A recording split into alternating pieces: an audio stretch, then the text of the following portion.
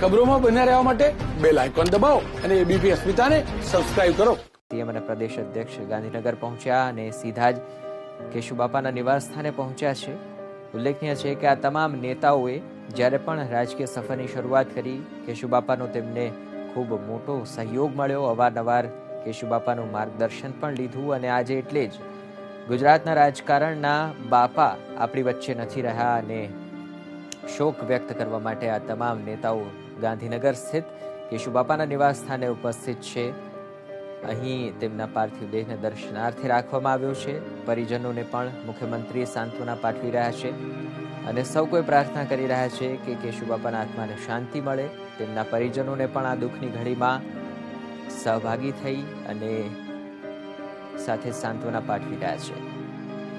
Sterling હોસ્પિટલમાં આજે તેમને દાખલ કરવામાં આવ્યા હતા. હૃદય સંબંધિત બીમારીને કારણે તેમનું નિધન થયું હોવાનું તબીબોએ પણ નિવેદન આપ્યું. અગાઉ કેશુબાપાને કોરોનાનો ચેપ લાગ્યો હતો, પરંતુ તેઓ સારવાર બાદ સ્વસ્થ થયા હતા. ફરી એક વખત તેમને સ્ટર્લિંગ હોસ્પિટલ ખસેડવા પડ્યા અને જ્યાં તેમણે અંતિમ શ્વાસ લીધા. એમ્બ્યુલન્સ મારફતે કેશુબાપાના પાર્થિવ શરીરને ગાંધીનગર સ્થિત તેમના નિવાસસ્થાને લાવવામાં આવ્યું, જ્યાં તેમના નિવાસસ્થાને જ હાલ આ પાર્થિવ દેહના દર્શન માટે મુખ્યમંત્રી, નાયબ મુખ્યમંત્રી, પ્રદેશ ભાજપ અધ્યક્ષ સી આર પાટીલ સહિત કેશુબાપાના પરિજનો પણ ઉપસ્થિત છે. કેશુબાપાના અંતિમ સંસ્કારમાં પણ આ નેતાઓ જોડાશે. તેમના સમર્થકો પણ મોટી સંખ્યામાં ઉમટી રહ્યા છે, જેમને આ સમાચાર મળ્યા છે. કારણ કે દાયકાઓ જૂનો નાતો કેશુબાપા સાથે આ તમામ નેતાઓનો હતો અને એ જ યાદો, એ સંસ્મરણો, કેશુબાપાના એ તમામ શબ્દોને યાદ કરી અને આજે તેમના નિધન સમયે નેતાઓ શોક વ્યક્ત કરી રહ્યા છે. મુખ્યમંત્રી વિજય રૂપાણી થોડી ક્ષણો પહેલા જ અહીં પહોંચ્યા છે. જેવા સમાચાર મળ્યા, પ્રચારની તમામ ગતિવિધિઓને તાત્કાલિક અટકાવી અને તેઓ ગાંધીનગર તરફ રવાના થયા હતા. સાથે જ પ્રદેશ અધ્યક્ષ સી આર પાટીલ પણ ત્યાં પહોંચી ગયા છે. નાયબ મુખ્યમંત્રી પણ ત્યાં ઉપસ્થિત છે. પૂર્વ પ્રદેશ અધ્યક્ષ જીતુ વાઘાણી પણ ઉપસ્થિત છે. રાજ્ય સરકારના મંત્રી વિભાવરીબહેન દવે પણ કેશુબાપાને શ્રદ્ધાંજલિ અર્પણ કરી છે. કેશુબાપાના અંતિમ સંસ્કાર ક્યારે કરવા સાથે જ અન્ય બાબતો અંગે પણ હાલ સીએમ વિજય રૂપાણી, નાયબ મુખ્યમંત્રી નીતિન પટેલ અને કેશુબાપાના પરિજનો ચર્ચા કરી રહ્યા છે. તો પ્રધાનમંત્રી નરેન્દ્ર મોદીએ પણ પોતે જ્યારે યુવા વયે રાજકારણમાં આવ્યા ત્યારે કેશુબાપાએ કઈ રીતે તેમને માર્ગદર્શન આપ્યું તે ફરી એક વખત તેમના નિધન સમયે શોક વ્યક્ત કરવાની સાથે તેમણે સંસ્મરણો વાગોડ્યા. તો નાયબ મુખ્યમંત્રી નીતિન પટેલે એબીપી અસ્મિતા સાથેની ટેલિફોનિક વાતચીતમાં કેશુબાપાને પોતાના પિતા તુલ્ય ગણાવ્યા. રાજકીય કારકિર્દીની સફરની શરૂઆત જ્યારે કરી ત્યારે કેશુબાપા અનેક આવા યુવાનો માટે પ્રેરણારૂપ હતા, આદર્શરૂપ હતા. રાજનીતિના પાઠ આ તમામ નેતાઓએ કેશુબાપા પાસેથી શીખ્યા અને હવે મુખ્યમંત્રી, નાયબ મુખ્યમંત્રી અને અન્ય જે મહાનુભાવો છે કેશુબાપાના નિવાસસ્થાનથી વિદાય થઈ રહ્યા છે. તેમના નશ્વર દેહને અહીં રાખવામાં આવ્યો છે અને આ તમામ નેતાઓએ આવી તેમના ચરણે પુષ્પાંજલિ પણ અર્પણ કરી. કાર્યક્રમ ટૂંકાવી પાર્ટીએ પણ નક્કી કર્યું, સરકારે પણ નક્કી કર્યું કે આજના બધા કાર્યક્રમ કેન્સલ કરવામાં આવે અને કેશુભાઈને શ્રદ્ધાંજલિ આપવા પ્રવાસ ટૂંકાવીને મારી સાથે પ્રદેશ અધ્યક્ષ સી આર પાટીલ, પૂર્વ અધ્યક્ષ જીતુભાઈ, મંત્રી કુંવરજીભાઈ, વિભાવરીબેન, બધા લોકો સાથે પાછા આવ્યા. કેશુભાઈના અવસાનથી ગુજરાતના જાહેર જીવનને મોટી ખોટ પડી છે. સાથે સાથે ભારતીય જનતા પાર્ટીના એક ઊભી જેને કે ભીષ્મ પિતાનું સ્થાન એવા મોભી પણ ગુમાવ્યા છે. કેશુભાઈએ જનસંઘથી ભાજપનું વટવૃક્ષ એમના સંપૂર્ણ જીવનને સમર્પિત કરી અને આ વટવૃક્ષ ગુજરાતમાં અનેક લોકોએ ઊભું કર્યું છે. એમાં કેશુભાઈ પણ એક હતા. કેશુભાઈ રાજકોટના, હું પણ રાજકોટનો, એટલે બહુ નજીકથી કેશુભાઈ સાથે કામ કરવાનો નાનપણથી મને મોકા મળ્યા છે. પરિવાર સાથે પણ એક સંઘના સ્વયંસેવકો તરીકે પણ સંબંધ રહ્યા છે. કેશુભાઈ એટલી બધી કોઠાસૂઝ ધરાવતા હતા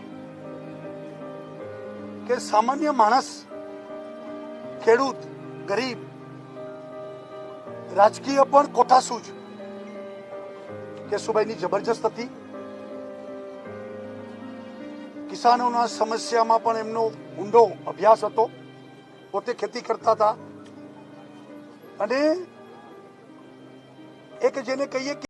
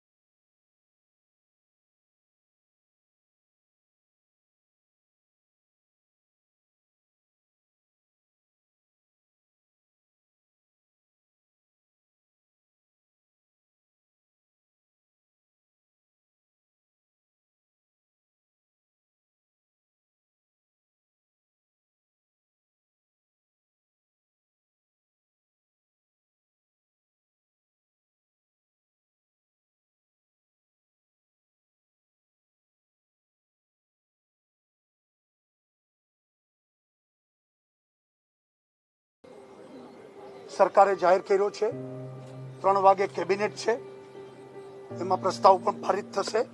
તાત્કાલિક કેબિનેટ બોલાવી છે અને કેશુભાઈ સદાને માટે એમાંથી પ્રેરણા લઈને આપને આશીર્વાદ આપતા રહે, એમના આત્માને સદગતિ માટે પ્રાર્થના કરું છું.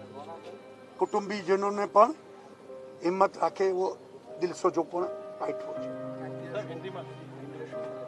आज एक दिवस नो राजकीय शोक है.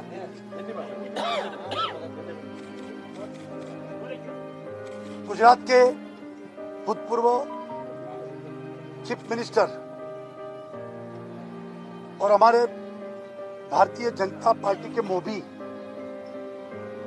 एक वडील केशुभाई पटेल का निधन से पूरी गुजरात में आज शोक छा गया है.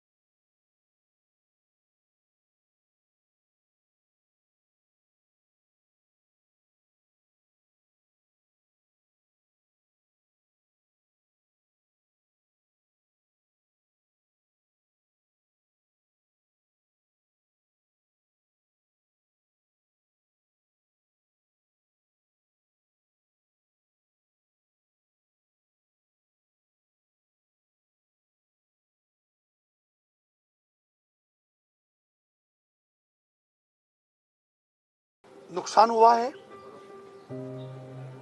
भारतीय जनता पार्टी को भी बहुत उनकी जाने के बाद उनकी गैरहाजिरी महसूस हम करेंगे और उनके आत्मा को ईश्वर सदगति प्रदान करे ऐसी प्रार्थना भी करते हैं। राज्य सरकार ने आज एक दिन का ऑफिशियल शोक डिक्लेयर किया है। राजकीय सम्मान के साथ अंतिम क्रिया होगी। कैबिनेट की भी अर्जेंट मीटिंग अभी मिल रही है और शोक प्रस्ताव भी इसमें हम पारित करेंगे।